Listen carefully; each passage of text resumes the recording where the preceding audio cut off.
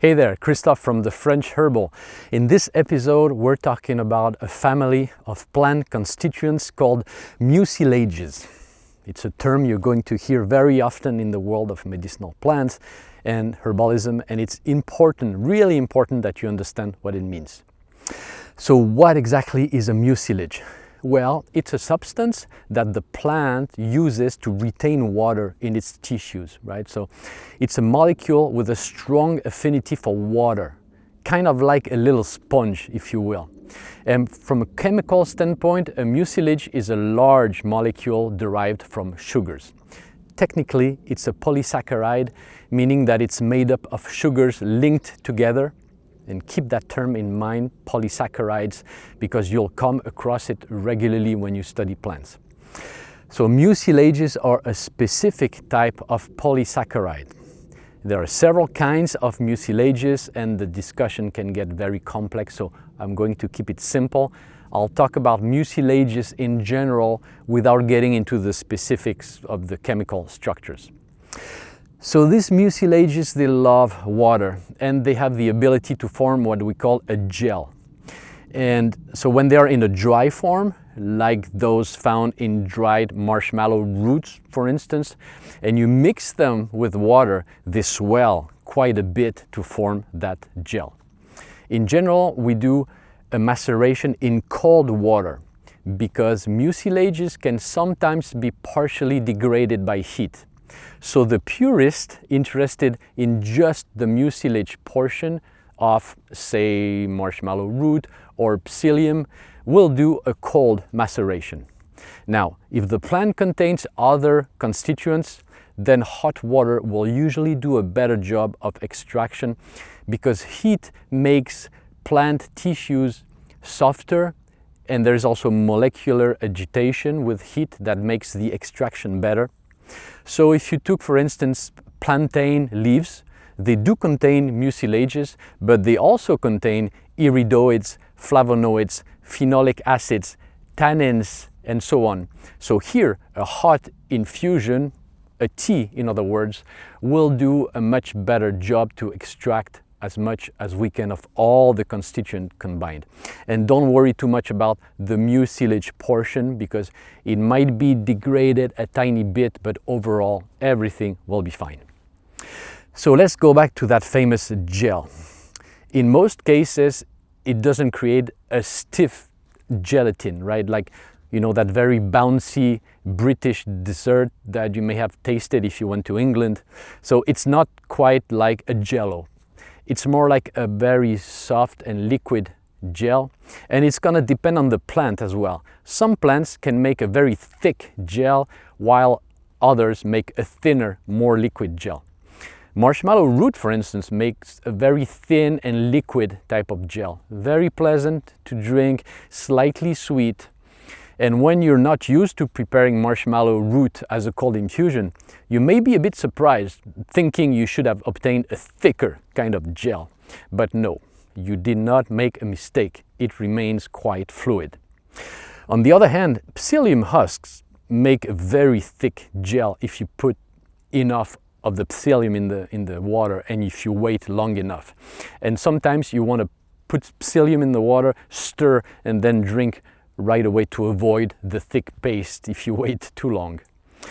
Powdered fenugreek seeds also make a very thick gel, and on top of that it's quite bitter. So same here, if you want to take fenugreek as a powder, you may want to put it in the cold water, stir, drink rapidly, don't wait too much, otherwise the spoon might get just stuck in that very thick gel.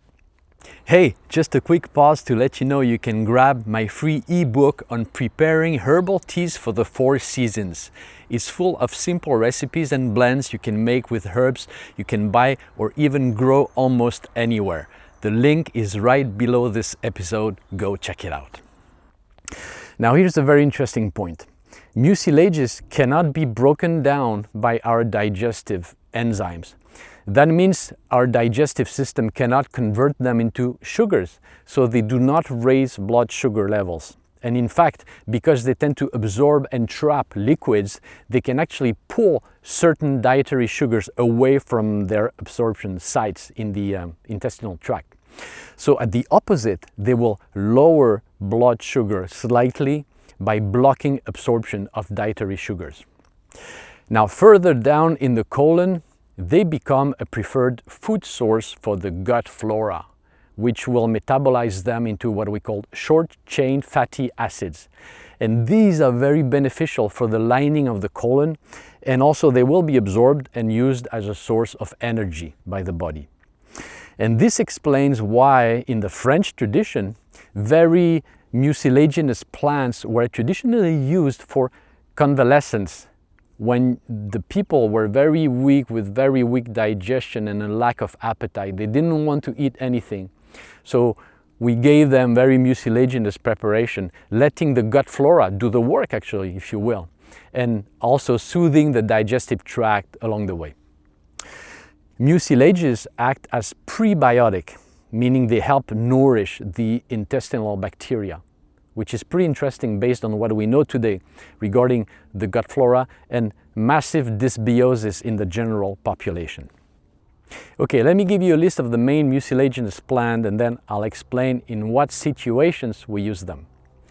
We have mallow and marshmallow, with marshmallow at the top of the list in terms of mucilage content, especially the root.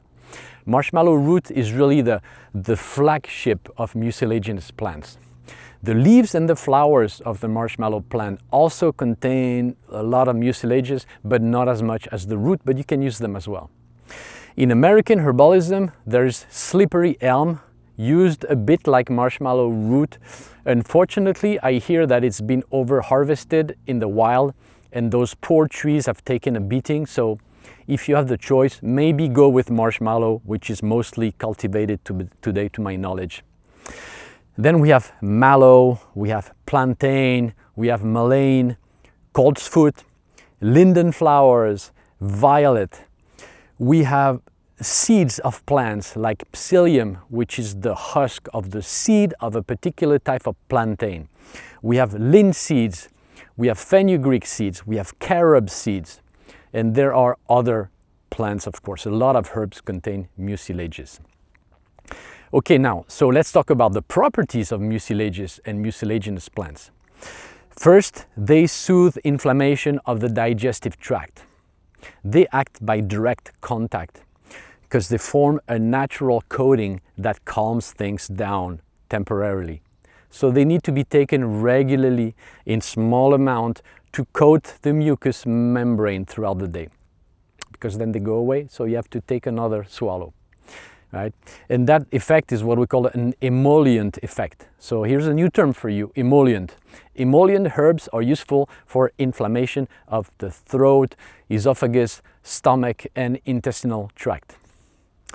Mucilages help calm inflammation of the skin, and they can draw out impurities, somewhat similar to what we call the hydrocolloid bandage that you might find on the market. Mucilages are helpful for both constipation and diarrhea, whether chronic or temporary. For mild constipation, mucilages will capture water and moisten the stools, like the little sponge they are. And if there's diarrhea, well, that means there's inflammation. And in that case, the mucilage will calm the inflammation. Here's a very interesting part. We use mucilages to soothe the inflammation of the respiratory and urinary tract. And you might say, hold on, how does that work? Because I told you, mucilages are not digested, they're not absorbed, they're not carried in the bloodstream, right? So they will not go to those locations, right? The lungs and the urinary tract. Well, fascinating. We think they act through the nervous system via reflex pathways. For instance, the vagus nerve innervates both the digestive organs and the respiratory system, right? So if you soothe the nerve endings in the digestive tract, we think that the effect will be transmitted through the vagus nerve to the respiratory system, which is pretty amazing when you think about it, right? It's just one example of the complexity of medicinal plants. Which brings us to a particular mindset that is based on experience and practice. Because here critics of herbal medicine may say, well, you know, mucilages, they don't enter the bloodstream. So the idea that they calm bronchial or urinary inflammation is nonsense. But those with experience will say, hold on, it's clear that mucilages can soothe inflammation in those systems, right? The observations today and throughout history cannot be ignored. So it must work through some other type of mechanism. Let's try to understand what it might be. And finally, as I mentioned, mucilages can be used as prebiotics to help with imbalanced gut flora, often alongside probiotics. In terms of precautions, just like tannins, mucilages should be taken away from meals and away from medications or supplements because they can trap micronutrients from food or supplements, or they can trap medication and block their absorption. And that's it for mucilages. Thanks for being here, and I will see you soon for the next episode of The French Herbal.